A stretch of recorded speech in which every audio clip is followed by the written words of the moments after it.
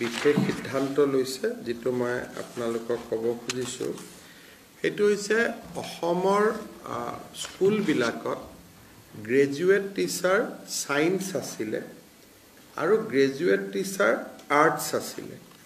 কিন্তু আমি এটা অনুভৱ কৰিছো যে স্কুল সমূহত যদি অংকৰ এজন শিক্ষক নাথাকে তেতিয়ালে শিক্ষা ব্যৱস্থাটো শক্তিশালী হ'ব নোৱাৰে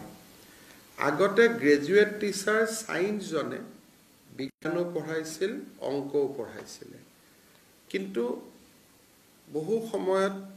বটানিত যিজন গ্ৰেজুৱেট টিচাৰ হয় জিওলজিত যিজন গ্ৰেজুৱেট টিচাৰ হয় তেওঁ অংক পঢ়াব নোৱাৰিব পাৰে সেই কাৰণে আজি আমাৰ কেবিনেটে অসমত গ্ৰেজুৱেট টিচাৰ মেথছ বুলি এটা নতুন শিক্ষকৰ পদ সৃষ্টি কৰিছে আৰু এই গ্ৰেজুৱেট টিচাৰ মেথছত আমি